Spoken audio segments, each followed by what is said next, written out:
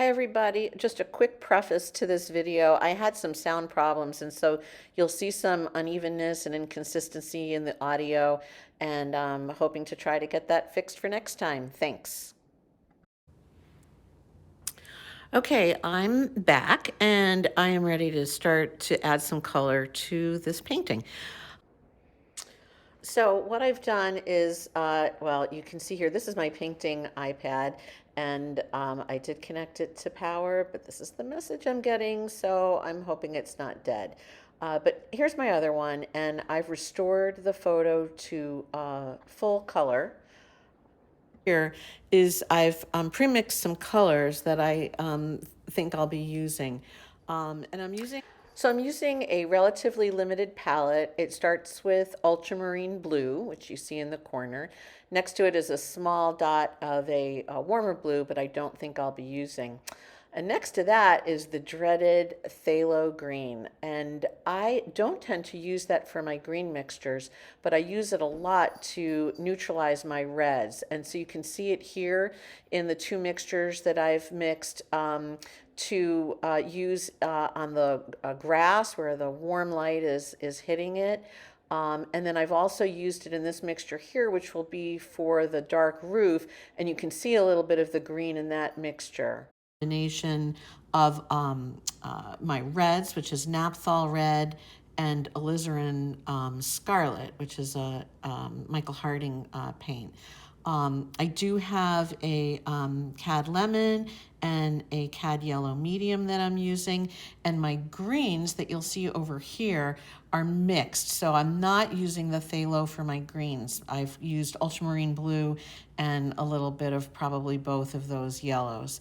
And then I have some more of the I think this is actually burnt sienna or a little bit of transparent red. So, and of course, titanium white. So that's what we have. I've got some really dark and neutralized greens for the grass where it's in shadow. Where it's in light, the grass actually looks red. And so those are those colors. This is the roof in shadow.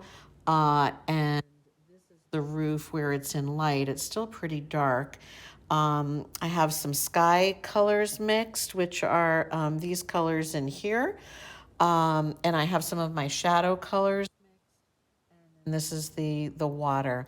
And then this light color here, I'll probably lighten a little bit further.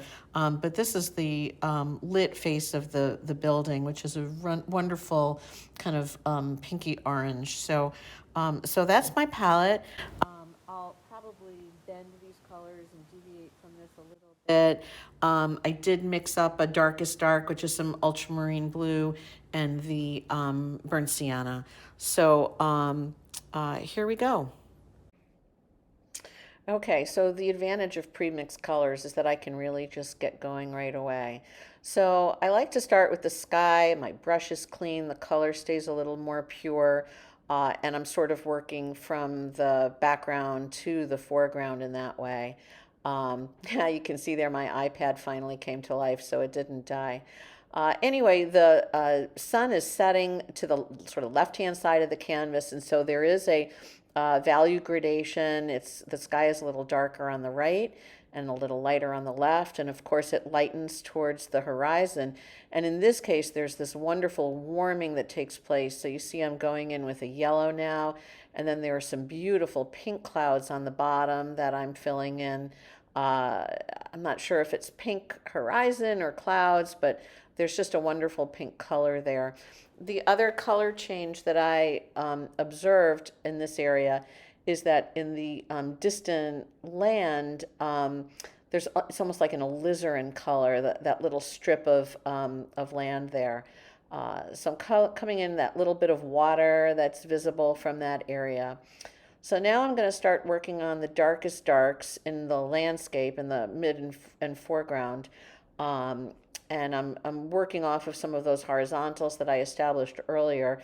This is a dark green mixture that I'm coming in with. And I've modified a couple of different values of it. So you can see that some of it is a little lighter. It is much neutralized.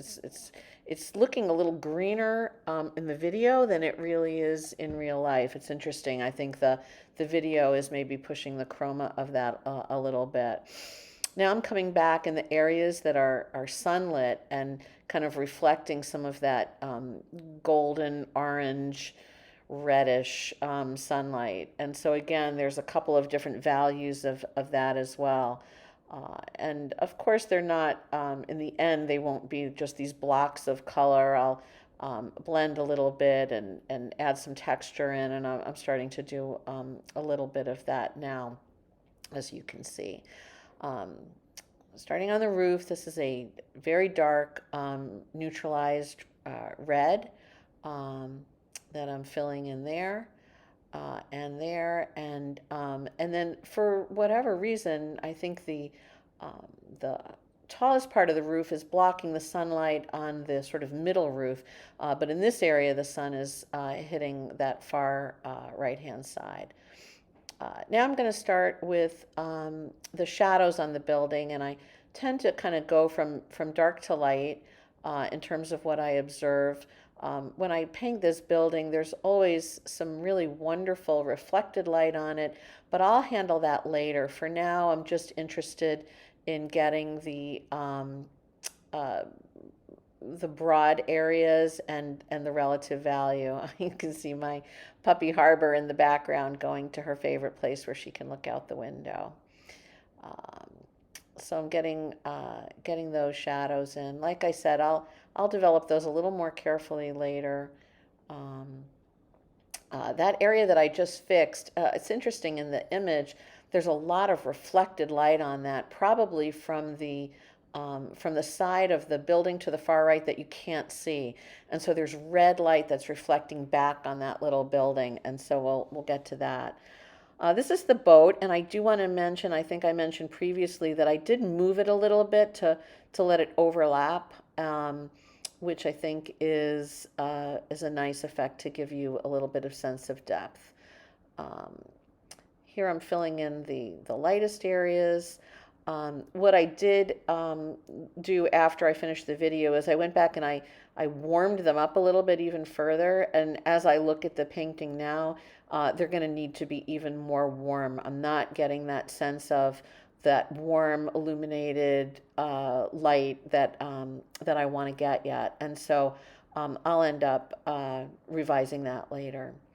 Um, so that was too light, and I go back over that again and darken that up a little bit, that little reflected area.